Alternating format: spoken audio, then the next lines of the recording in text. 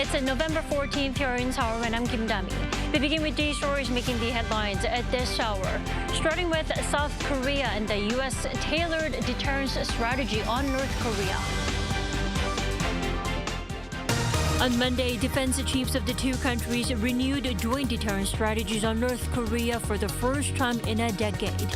And South Korea and 70 member states of the United Nations Command will hold their first meeting of defense chiefs here in Seoul today to seek ways to preserve peace and stability on the Korean Peninsula. Hamas says it told Qatar mediators that the group was ready to release up to 70 hostages in return for a 5-day truce, while U.S. President Joe Biden continues to insist Gaza hospitals must be protected. South Korea has decided to leave the 52-hour cap workweek system unchanged. It plans to provide more room for flexibility for certain businesses and industries like manufacturing and production sectors, instead of pushing ahead with a proposed 16-hour hours across all sectors. Defense chiefs of South Korea and the U.S. have updated the two countries' tailored deterrence strategy for the first time in 10 years. Now, that is to further beef up their extended deterrence commitment against North Korea's growing nuclear and missile threats. Our defense correspondent Choi Min-jung starts us off. The defense chiefs of South Korea and the U.S. have reaffirmed their commitment to bolstering extended deterrence against North Korea's evolving provocations. At a press briefing after the annual security consultative meeting held in Seoul on Monday, South Korea's defense minister Shin Won-sik said he, together with U.S. counterpart Lloyd Austin, noted that they will never accept any nuclear attack by North Korea. If North Korea does use nuclear weapons, it will face an immediate, overwhelming, and decisive response from South Korea and the U.S., which will lead to the end of Kim Jong-un regime. Austin highlighted the milestone in Washington's deterrence efforts, saying its commitment remains ironclad.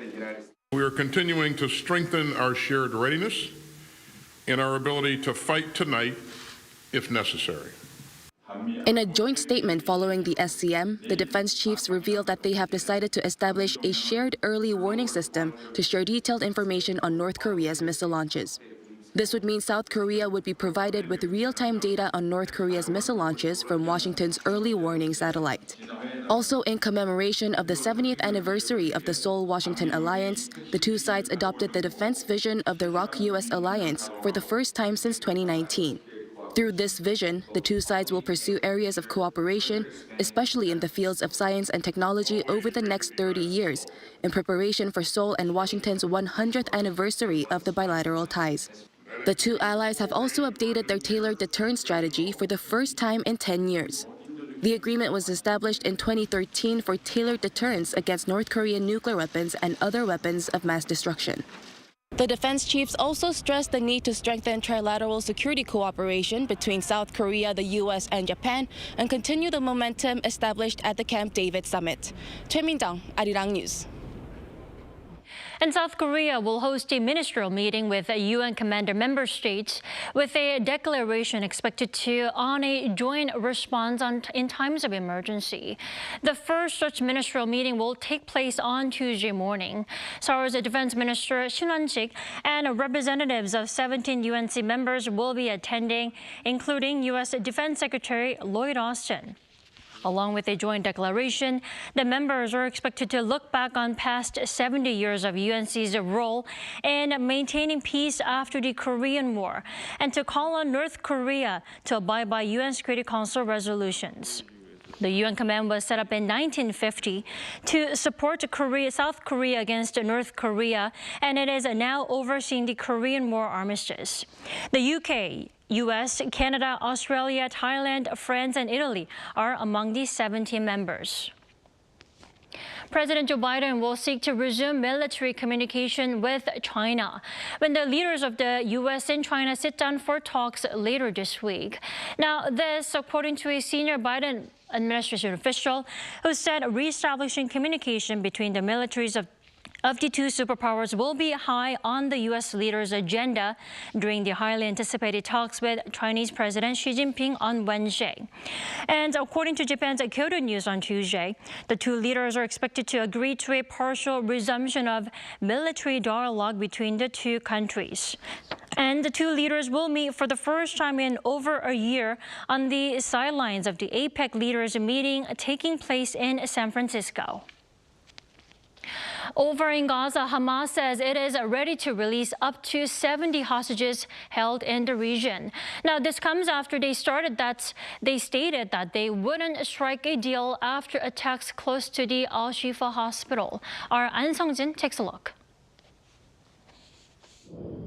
Hamas said on Monday that it is ready to release up to 70 women and children held in Gaza in return for a 5-day truce with Israel. In a message on Hamas's official Telegram channel, the group said the armistice should include a complete ceasefire and humanitarian aid for the Gaza Strip. This comes as Hamas closed any hostage deals after the Israeli operations close to the Al-Shifa medical complex in Gaza City left that hospital at breaking point with thousands of patients without electricity and water in need of other vital aid. Thousands had to flee as gunfire and bombings continued outside the compound. U.S. President Joe Biden called for a halt to attacks affecting medical facilities. And it's my hope and expectation that there will be less intrusive action relative to the hospital. We're in contact and with the Israelis. Also, there's an effort to take this pause to deal with the release of prisoners. And that's being negotiated as well with the Qataris are engaged. And so I remain somewhat hopeful, but the hospital must be protected. However, the Israeli Prime Minister has already said there will be no ceasefire or supply of fuel into Gaza until the release of more than 200 hostages. Meanwhile, the Israeli Defense Forces said they successfully took over the Palestinian Legislative Council building in Gaza, which has only served Hamas's lawmakers. Israeli Defense Minister Yoav Gallant said Monday that Hamas had lost control over the Gaza Strip as residents no longer trust the Hamas government. Gallant said that Israel's action in Gaza continued to destroy Hamas infrastructure and kill Hamas commanders, and that terrorists are heading south, leading to success in the northern part of the Gaza Strip. An extraordinary achievement, truly amazing. There are no words. This is neither an operation nor a round but a word to the end. It is important to me that you know this. This is not lip service, but from the heart and mind. Whether Israel will accept Hamas's ceasefire deal remains uncertain as fighting continues, yet criticism will continue from organizations such as the WHO and the UN if attacks on the civilian facilities carry on. An Sung-jin, Arirang News. Gaza hospitals have ended up in the crosshairs as Israeli forces continue their operations against Hamas. Now, Israel is blaming Hamas for using medical facilities as a shield, while Israel has been asked to take responsibility for harming innocent civilians as it targets Hamas militants. For more, we are joined by Ezzedine Fisher this morning. Welcome. Thank you. Thank you for having me. Sure. Like I mentioned, Israel condemned Hamas for using hospitals as human shields, saying that Hamas has placed command centers under and near hospitals. Now, is that so? I mean, who is to blame, really? Well, it's very hard to answer this question, obviously, because it's only if you're on the ground and only if you're a military, an Israeli military or a Hamas leader, you would know the real answer. And the problem is, it doesn't really matter what you and I think. What matters, what's going to decide the behavior of the Israeli army is the Israeli perception. And if the Israeli leaders are convinced that Hamas is using the hospitals or that there are headquarters under the hospitals in tunnels, then most likely they are going to go after those. And, you know, the US president can demand that the hospital be protected, but then the question becomes, how do you protect the hospital if the Israeli army actually goes, after the hospital and attack it to, quote unquote, target the Hamas who are using it? Right, the blaming game is not going to make any difference here in this situation. Now, that is why Hamas has put hostage negotiations on hold over the situation at the Al-Shifa hospital in Gaza, which the WHO says is no longer functioning. Then what will it actually take to reactivate the talks on hostage releases? I think, the talks about the hostages will continue, even if one of the parties, or actually both parties, declare that they are putting them on hold. The mediators, whether it's Egypt, Qatar, the United States, or others, are most likely going to continue to engage and try to find a way to achieve a hostage release in return for something or another. And of course, any release of any hostage is great news, right? Just think of the families of those hostages. Right. And any pause in the bombing is great news. Think if you live in Gaza and you're a civilian, and 5 days would be great, even 5 hours would be great. But the question continues to be difficult to answer. What happens after you release, say, the 50 or the 70 hostages? What happens after the 5 days are over? So we need to find a way to contain the situation. We need to find a way to kind of protect the civilians.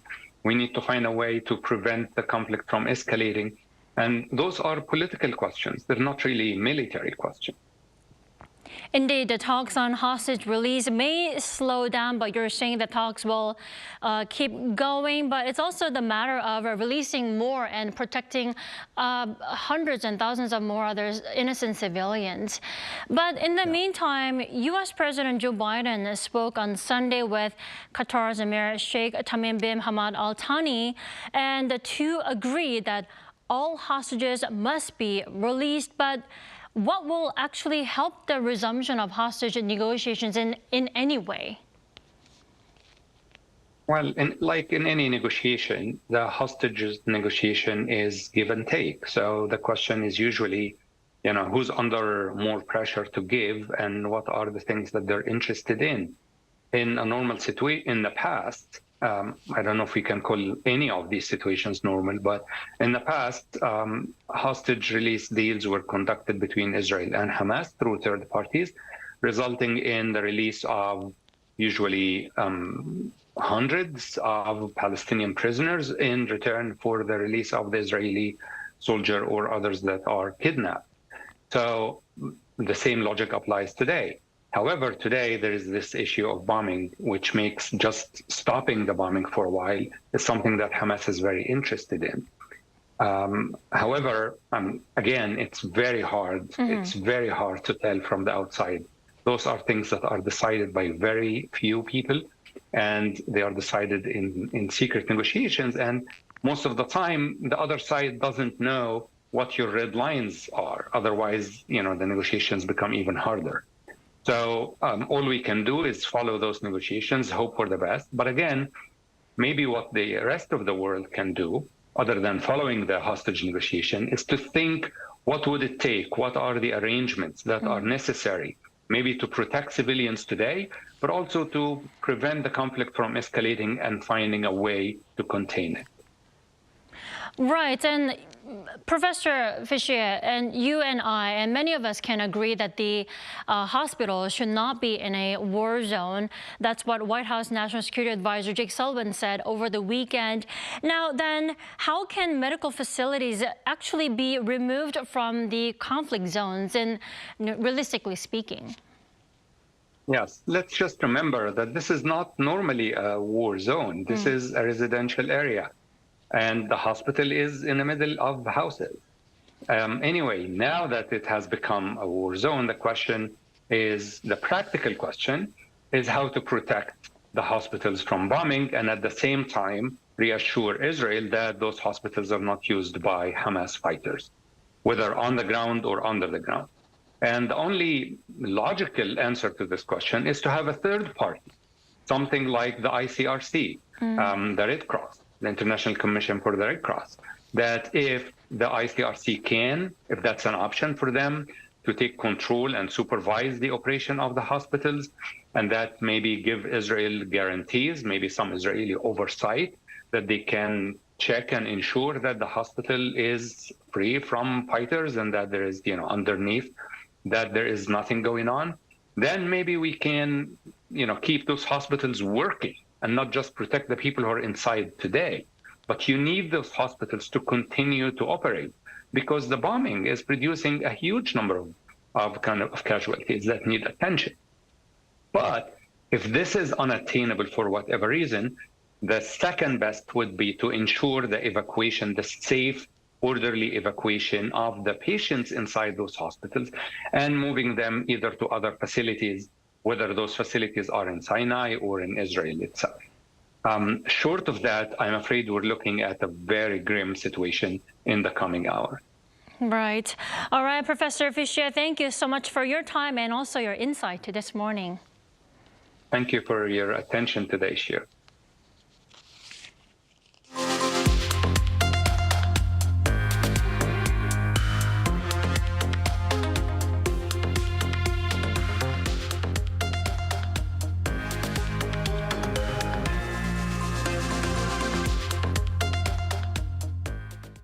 The maximum 52-hour workweek framework here in South Korea is here to stay, at least for now, after the government proposal of 69 hours weekly cap turned out to be not so popular.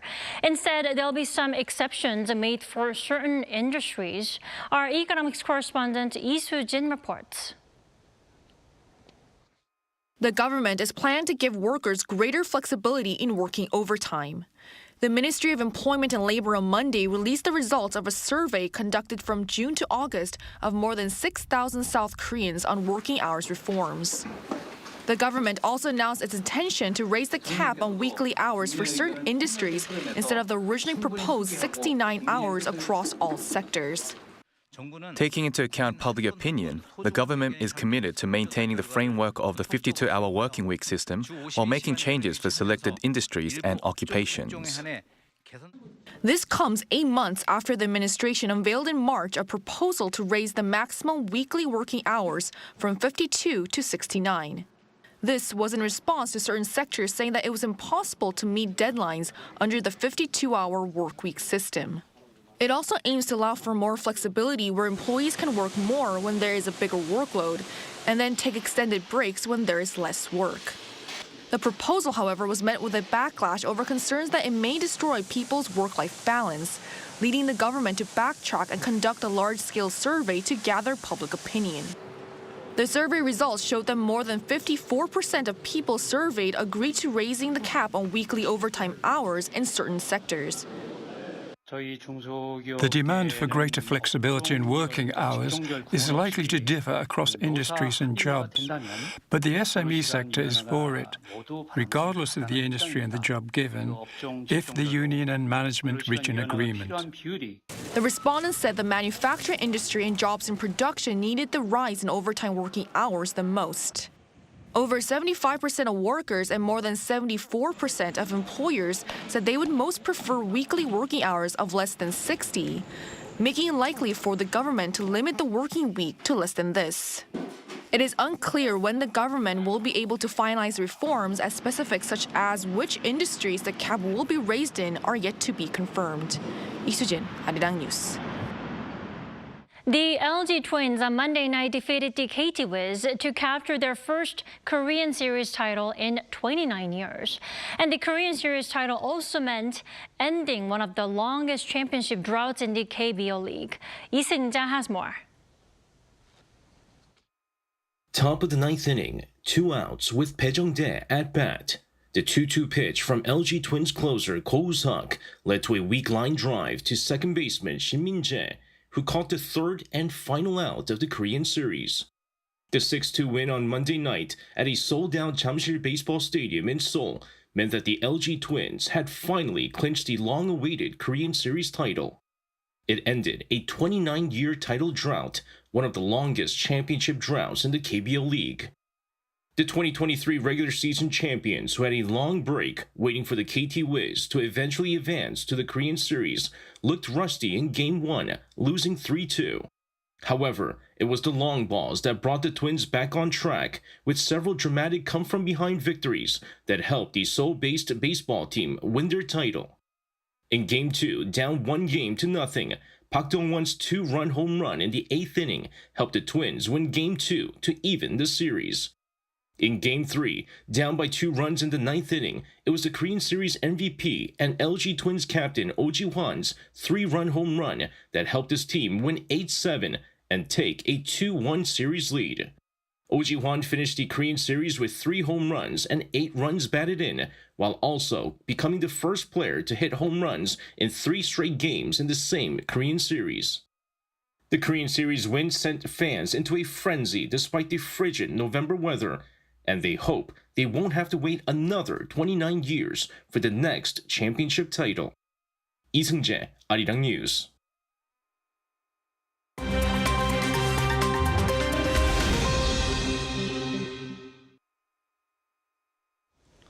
Good morning, I'm Kim Ji-young, and we now turn over to stories from around the world. We begin in the United Kingdom, where former Prime Minister David Cameron has been appointed as the new Foreign Secretary. This follows 10 Downing Street's decision on Monday to sack Home Secretary Suella Braverman and move Foreign Secretary James Cleverly into her post. David Cameron, the UK's Prime Minister from 2010 to 2016, stepped down from politics after losing the Brexit referendum. His allies claim that he wished for a return into politics from 2018, but a 2021 lobbying scandal hindered his aspirations. Cameron's appointment makes him the first former Prime Minister in around 50 years to rejoin the cabinet after their tenure. It comes as part of a wider reshuffle by Prime Minister Rishi Sunak as the ruling Conservative Party is struggling in public opinion polls. Now moving on to Indonesia, where the race for the 2024 presidential election is well on the way. With current President Joko Widodo limited to 2 terms, the country will choose a new leader next February. Indonesia's Election Commission announced on Monday approval for all 3 presidential candidates: Prabowo Subianto, the current defense minister, Ganjar Pranowo, former Central Java governor, and Anies Baswedan, former governor of Jakarta. The commission stated that all 3 candidates passed legal requirements. However, controversy exists over Subianto's running mate, Gibran Raka, who is also the current president's son. 36-year-old Raka, the current mayor of Surakarta, is younger than the legal minimum age of 40 required for presidential and vice presidential candidates. Last month, the Constitutional Court, headed by the president's brother-in-law, granted an exception for Raka to run in the 2024 election on grounds that he is already the mayor of Surakarta. Now, moving over to Iceland, where a state of emergency has been declared with concerns over a volcanic eruption. So far, more than 3,000 residents have been evacuated from the coastal town of Grindavik, which is directly above the magma buildup and is prone to exposure to noxious gases and magma overflow. Scientists have reported that since late October, an increase in earthquake activity was seen, especially in the regions surrounding the capital, Reykjavik. The 15-kilometer-long magma corridor stretching from Grindavik to the Atlantic Ocean is feared to cause another massive volcanic eruption, with concerns of a repeat of the April 2010 eruption, which caused the biggest disruption to European airspace since World War II. In entertainment news, superhero film The Marvels has seen the worst North America box office opening weekend out of all of the Marvel Cinematic Universe's movies. In its first weekend, The Marvels, which stars Brie Larson and Teyonah Parris, made only $47 million in North America and around $110 million globally. This is well short of the record-breaking debut of Avengers: The Endgame, which came in at $1.2 billion in its global opening run. The Marvel Cinematic Universe's previous worst opening for the North America box office was The Incredible Hulk at $55.4 million in 2008. The production costs are reportedly around $275 million, making the Marvels the fourth most expensive of any Marvel studio films.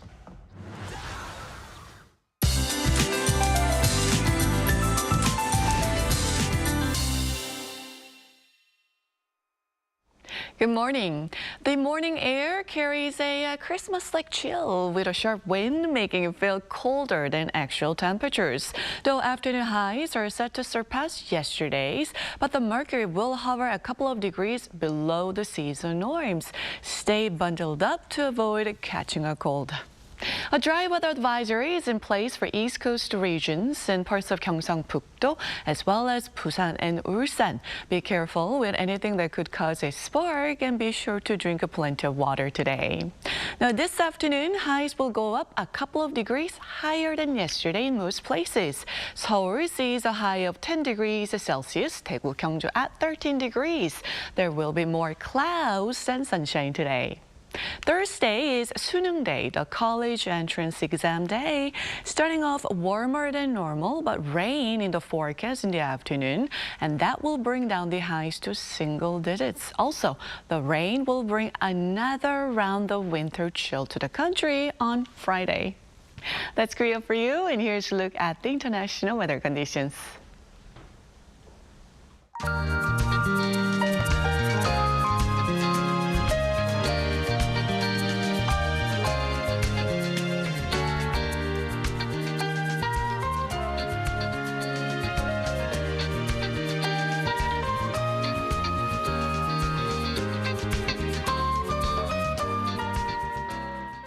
We thank you for watching New Day at Arirang. We'll be back tomorrow for Wednesday's edition at the same time, 9 a.m. Korea time.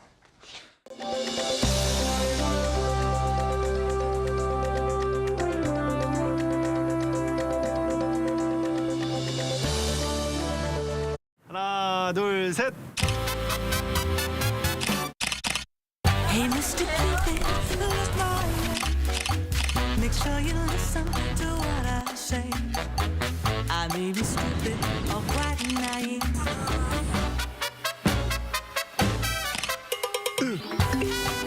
끝없이 쏟아지는 포토스팟. 휴대폰 한 대로 감당할 수 있겠니?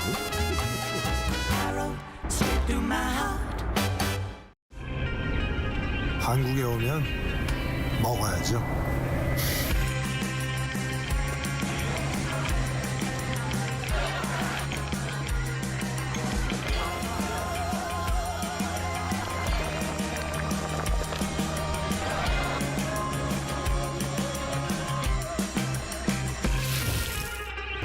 먹어도 끝이 없는 나라. 감당할 수 있겠니?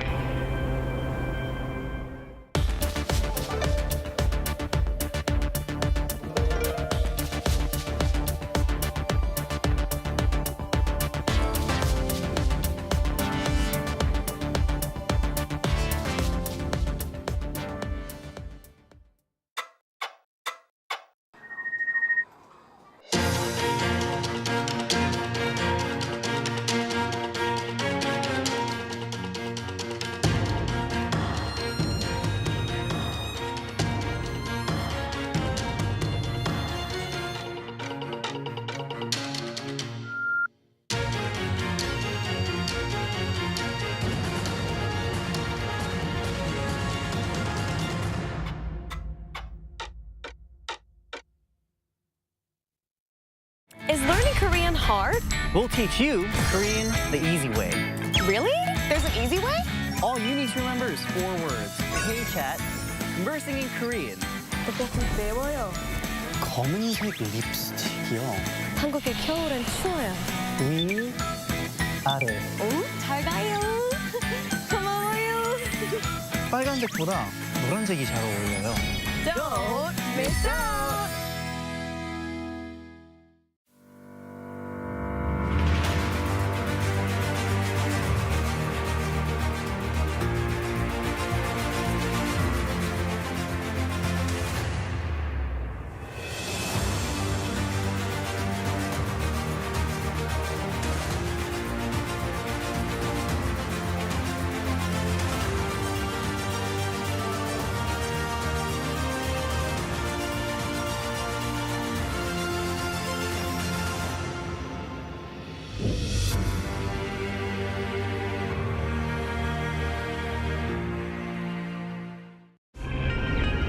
한국에 오면 먹어야죠.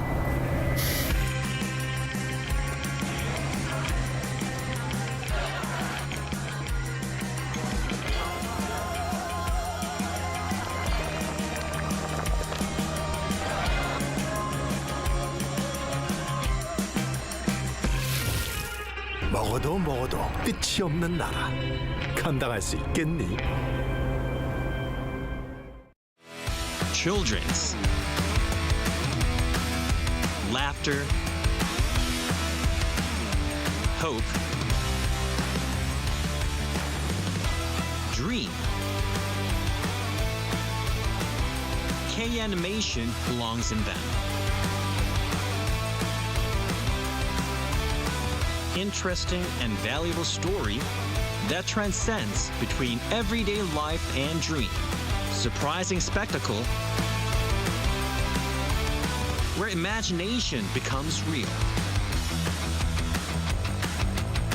An array of subjects catering from infants to adolescents.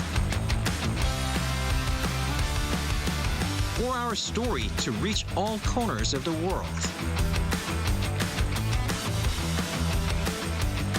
K-animation makes healthy laughter for children. 하나, 둘, 셋.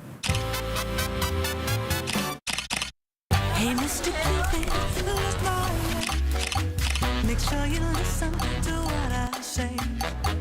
I may be stupid or quite naive.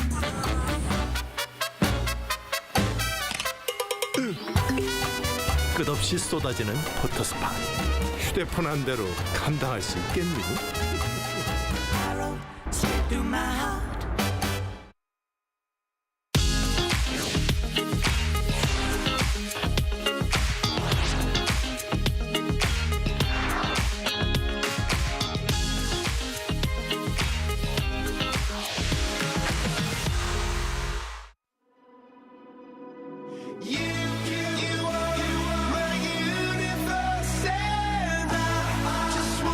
We're here to make a new type of news.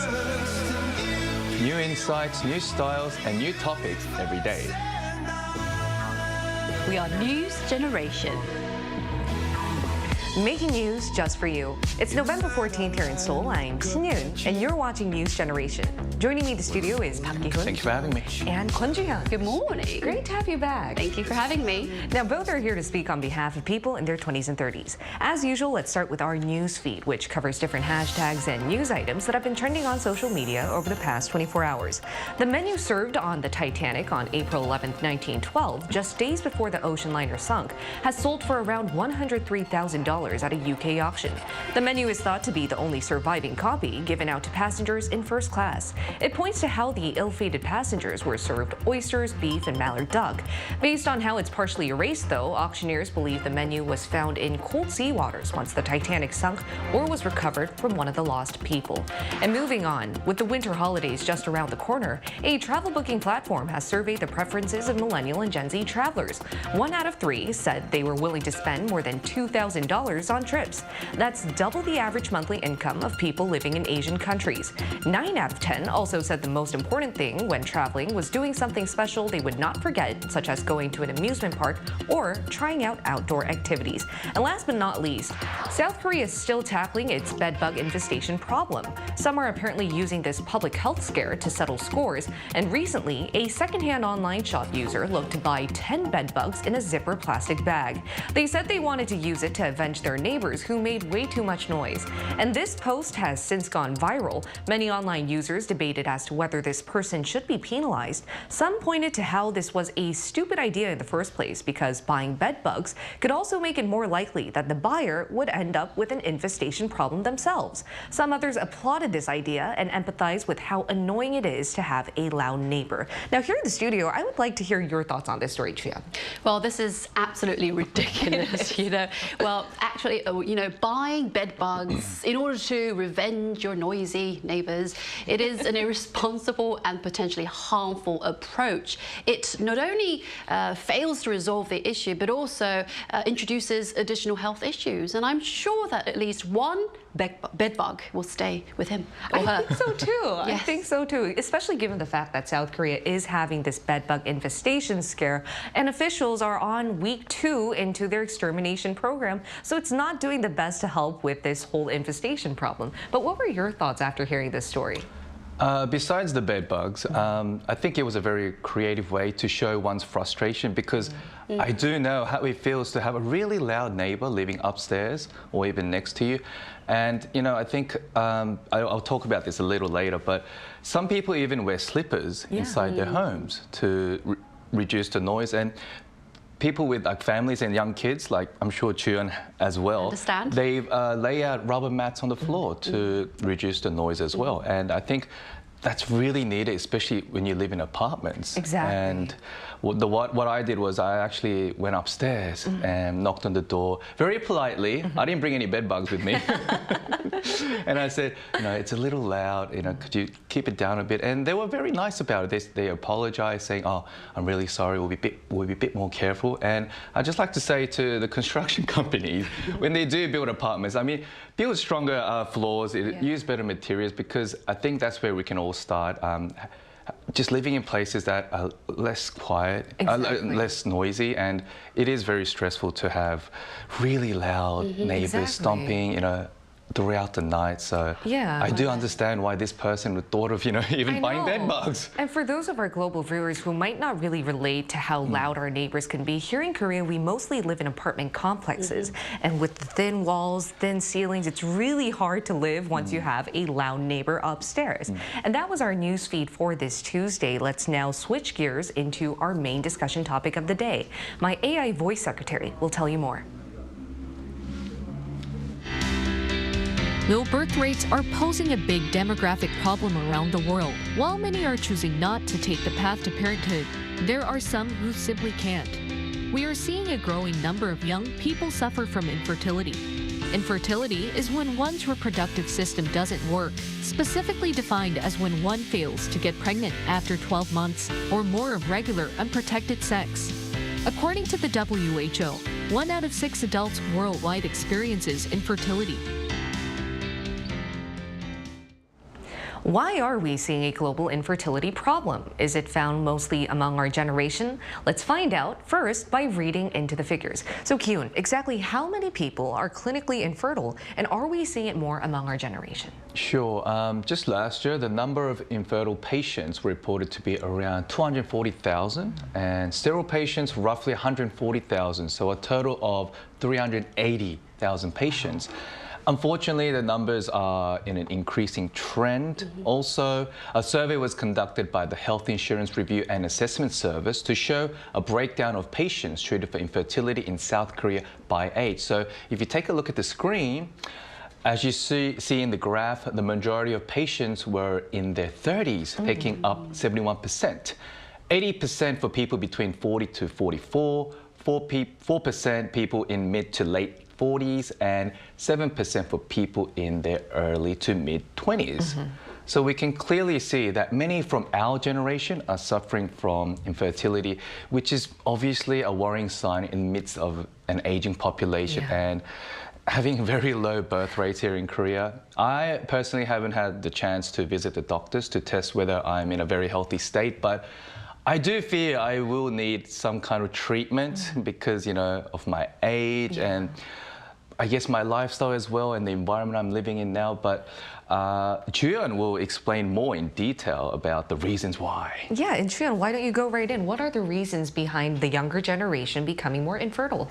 Well, infertility can be influenced by various factors like changing in lifestyles, including unhealthy diets can impact the reproductive health, and environmental factors can also play a role as well. And I think the delayed childbearing, stress, and certain medical conditions can contribute to the growing challenges of infertility issues as well. And I think a lot of people can relate, like our diet is not healthy. Even though we are a generation emphasizing on healthy pleasure, we do sometimes go for the quick grabs, which is often microwaved. And we do have a live interview with a doctor to explain more on this. But until then, this seems to be a prevalent health issue found among our generation. And have you guys ever experienced talking about infertility with your friends, or is this a topic of interest that you would ever witness or firsthand experience? Well, you know, I haven't experienced infertility yet as a male because I'm single, obviously. And I think it's only natural for many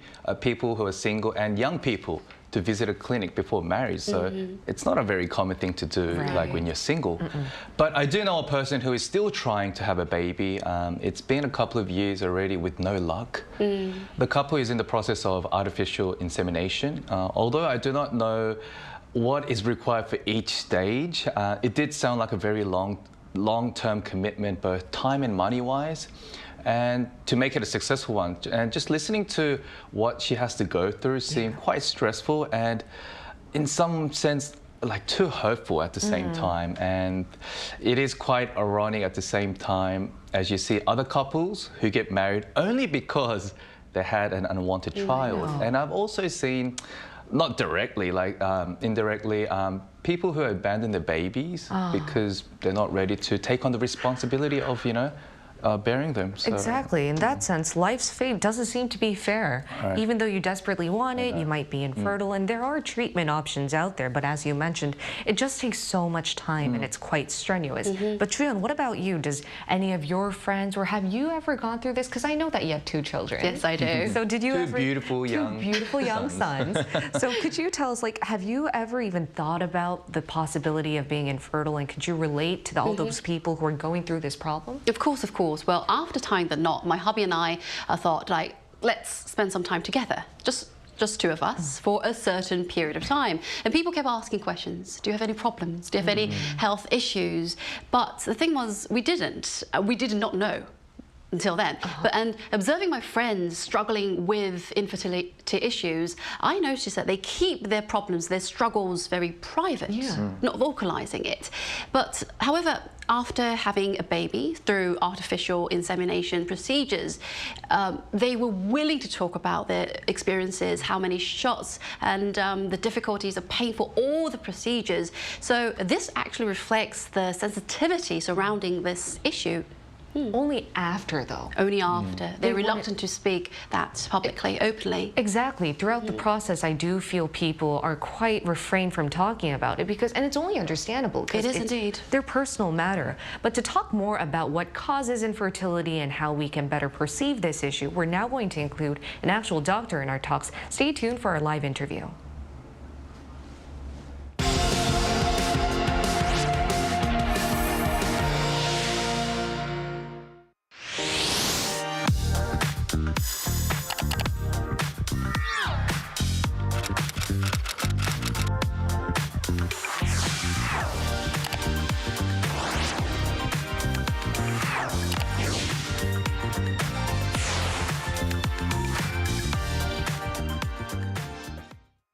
We're now going to include a health expert in our talks. It's Dr. Alice Tan from Ms. Medi Women's Hospital. Great to have you with us, Dr. Tan. Thank you for having me. All right, Dr. Tan, could you tell us what are the biggest causes of infertility these days? Right, so here in South Korea, research has shown that among women, the 3 biggest risk factors for infertility are older age, obesity, and having had a history of a prior induced abortion. For men, the risk factors were abnormal sperm parameters, in other words, not having enough sperm or having no sperm at all. Also problems with sperm delivery, hormonal problems, and then structural problems, including something called a varicocele. Those were the most commonly identified risk factors here in South Korea. I see. Dr. Tan, I understand that there are a lot of myths or fake information surrounding infertility, such as it being mainly associated with women. What other myths are there, and could you rebut them? Right. So the first myth, I think you touched on it very briefly, is that infertility is always due to the woman. That's simply not true. In terms of the underlying factors contributing to infertility, they're fairly well distributed. 1/3 of the factors are female factors, 1/3 are male factors, and the last 1/3, both partners are involved in terms of contributing to infertility, or the cause is unknown. So that's one big myth. The second myth is that the use of oral contraceptive pills causes infertility, but the data do not support that myth. And then the last myth you mentioned earlier in your program is that although older age is an important risk factor for infertility, 14.2% of women under the age of 30 in South Korea have problems with infertility. So it's not just isolated to the older population in terms of women with infertility. Young women can also struggle with fertility problems. Okay, so Dr. Tan, my question is, so can infertility be treated, and what are some solutions to that? Yes, of course, it can be treated, and as in all medical conditions, treatment depends on the diagnosis. So if the problem is primarily obesity, then achieving normal weight can improve fertility. If it's a structural problem such as a varicocele, then surgery can be an option. For many couples who are struggling to conceive, assistive reproductive technologies such as IVF can improve fertility rates and cause success in up to 54% of cases, which is a quite high percentage. And then, of course, there is the beautiful option of adoption as a way of treating infertility, because, of course, the result is expanding your family and having a child in your life. Dr. Tan, before we let you go, I have one more question for you. Do you think the perspectives or perceptions on infertility in Korea is now open enough that people are facilitating healthy discussions? Well, I think we are having more discussion about this issue because, of course, we have the lowest total fertility rate in the world. Now we're breaking our own records for low fertility rates. And so this is a big concern, not just among people in society, but the government is also very concerned about this issue because in the future, this may cause a lot of problems societally, economically, demographically. People are concerned because we've hit what's called the demographic death cross. In other words, the number of deaths has exceeded the number of births. And so some people are even saying that Koreans as an ethnicity, we may become extinct because our population is declining. And so talking about infertility, of course, is one part of the low fertility rate. It doesn't explain everything. There are other issues as well. But I think that's what's opening up the discussion about this issue. And hopefully we'll have more discussions in the future. Thank you so much, Dr. Tan. It was a pleasure talking to you today. Thank you for having me. Thank you. Thank you. All right, and we asked our viewers to share whether infertility is an urgent issue of concern in their countries. Here's what 3 of them had to say. Take a look at the screen to find out. Let's start with Hannah. Hannah said, with educational goals, career aspirations, and personal growth taking precedence over marriage, young Japanese adults now have a narrow window of time to start a family. Tasmia said, as a person from an overpopulated country, I don't see any infertility issues. But since a lot of the younger people are getting married at a later age, some people have children while others don't. Now, the official Peter Kim said, yes, a lot of slow swimmers here in America, poor diet, lack of exercise, and lots of chemicals everywhere. So we can say that a lot of countries, not only outside of Korea as well, are facing infertility issues. But expanding upon what Dr. Tan told us, there seems to be a lot of efforts made by the Korean government to tackle infertility, which is why there are a lot of fertility-related policies. Tell us what they are. Yeah, just to tell you one, currently the Korean government is providing financial assistance for fertility treatments and 3 days of fertility leave, where you can receive 1 day of paid leave and 2 days of unpaid leave Whereas it's a little more flexible for people who are working in the public sectors. But for specific details, it is advised to visit the Korean government official website to find out exactly how much aid you're entitled to. I see. Jiyoung, would you like to add on? Yeah, of course, yes. As Kyun has mentioned, there are many financial assistance programs for the people, and also tax benefits are provided, and some assistance for childcare and education. And I heard that there is public awareness campaigns to address how people think about marriage and the problems itself. And this is actually encouraging a positive attitude to people towards having children.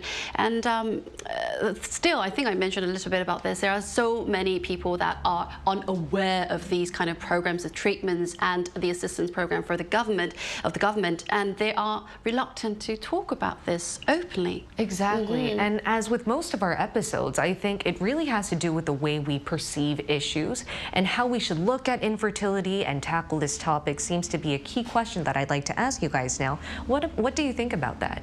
This is a prevalent health issue that's becoming more common among many young people, and it's something that we can always look into, even if we're not preparing to have a baby right now or even marriage. But I think just being a bit more aware and ready in terms of being capable of giving birth to a healthy baby can be like a safer and a smarter way to build a happier life moving forward.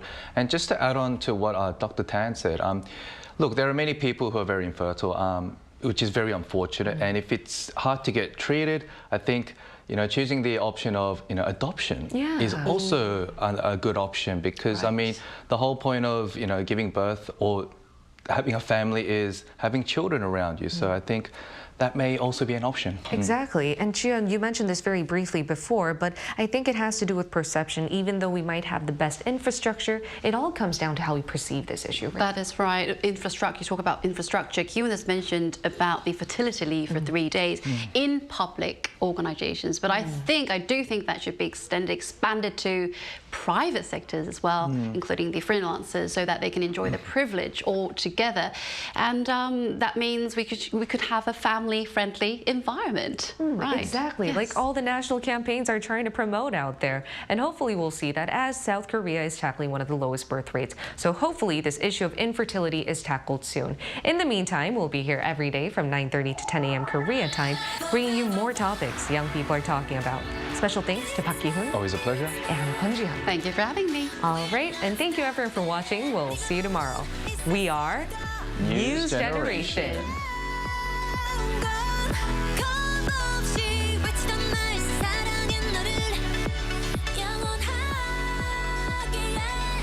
하나, 둘, 셋. Hey, Mr. Cupid, make sure you listen to what I say. I may be stupid.